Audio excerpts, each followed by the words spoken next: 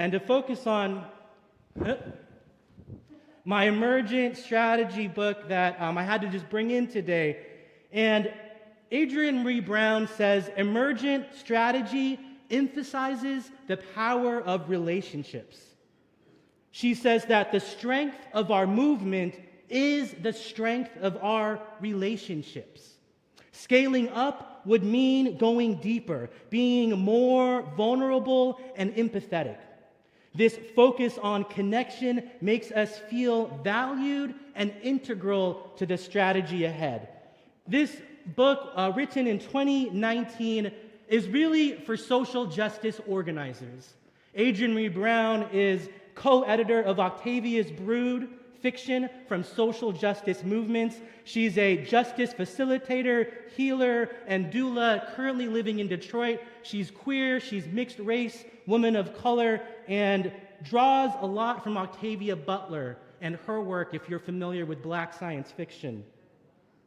And so she says that relationships really are the core of social justice movements, and relationships are at the core of what it means to be a Unitarian Universalist. We gather this morning in resistance to a lot.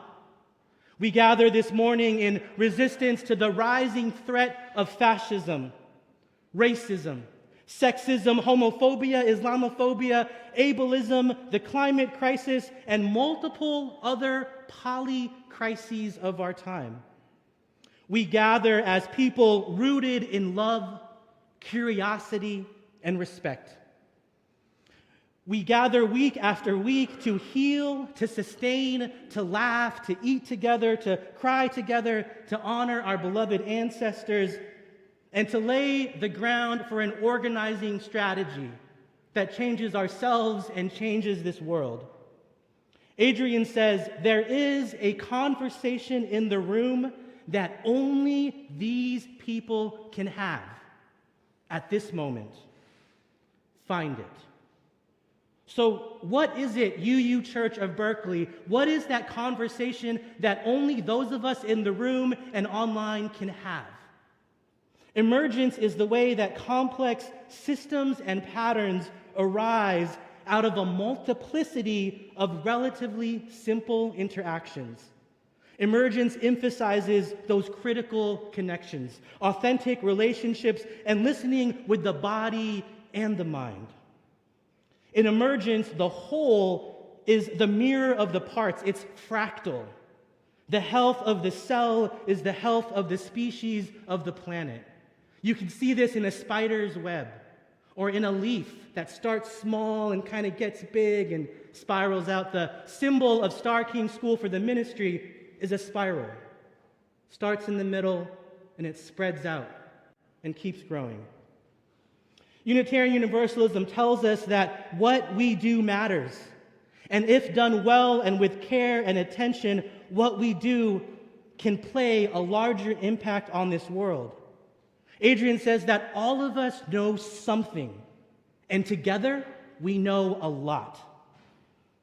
Unitarian Universalism was truly born for such a time as this. Our faith is rooted in the values of justice, equity, transformation, pluralism, interdependence, and generosity, with love right at the center. And boy, does our world need a little bit more love today, doesn't it, friends? Now's the time to deepen into our bonds of connection, to reach out, to be vulnerable, to try something new, build authentic community, and deepen our anti-racist, anti-fascist commitment like our future depends on it, because it does. We are a people of deeds and not creeds, as our values shape who we are as Unitarian Universalists.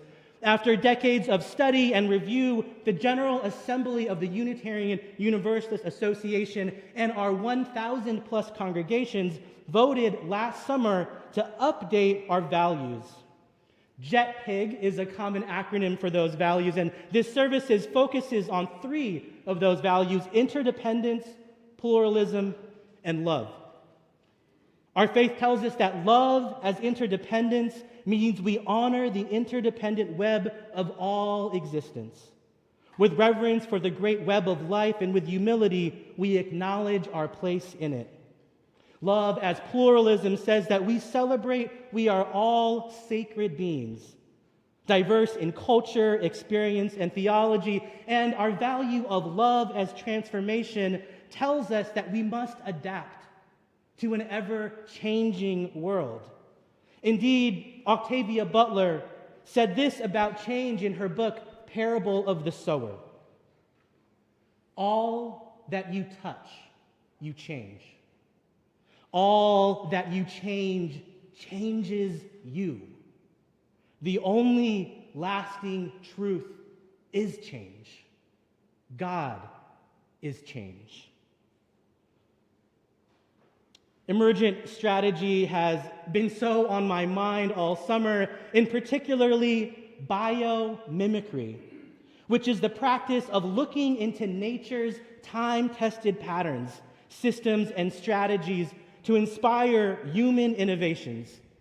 Biomimicry is the idea that living organisms and ecosystems have been evolving for billions of years, so their solutions to survival, whether in design, in materials, energy use, or community balance, can guide us in solving human challenges sustainably. Birds, for example, don't plan to migrate, raising resources to fund their way, packing for scarce times, or mapping out their pit stops. The birds feel that call in their bodies that they must go, and they follow it, responding to each other's adaptations. In the story that you heard earlier, imagine those geese, right? A flying V of geese. And leadership somehow rotates from the margins. The geese know when it's just too much for that front geese, it flies back to the back, and the next geese is ready to go to lead that community as long as it can. Birds, like the starling's murmuration, consist of a flock of birds. Have you seen those large groups of birds moving in the sky and in sync with each other? These birds engage in a clear and consistent communication. They exhibit collective leadership and form deep, deep bonds of trust. Every individual bird focuses on the 7 closest birds around them. Every individual bird focuses their attention, and thus they're able to manage this large collective flock, find cohesiveness and synchronicity. Their behavior follows rules of alignment, matching direction, staying close, and avoiding collisions. Similarly, dandelions can spread each seed as their structure moves around and spreads to the world.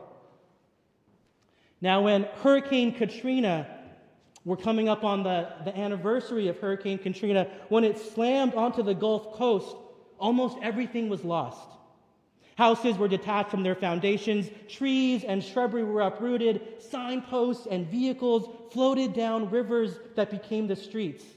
But amidst the winds and the surging water, it was the mighty oak tree that stood its ground. How? Instead of digging its roots deep and solitary into the earth, the oak tree grows its roots wide and interlocks with all of the other oak trees around it. The oak trees, and you can't bring down 100 oak trees beneath the soil. How do we survive the unnatural disasters of climate change, environmental injustice, over-policing, mass imprisonment, militarization, economic inequity, corporate globalization, and displacement? Adrienne says that we must connect in the underground. That's how we'll survive. Can we, Unitarian Universalists, move with the grace and collective vision as the starling birds in flight? What would it mean for us to be deeply in tune to the 7 closest beloveds around us? What would it mean to weave our roots deep beneath the surface as interdependent as the mighty oak trees? What is the ancient medicine that nature has always been trying to teach us? That we humans are not as separate from nature as we would like to believe. Now, some takeaways from emergent strategy are these 8 points. 1, change is constant. Be like water. 2, there is always enough time for the proper work. 3, there is a conversation in the room that only these people can have. Find it. 4, never a failure, always a lesson. 5, trust the people, and they will become trustworthy.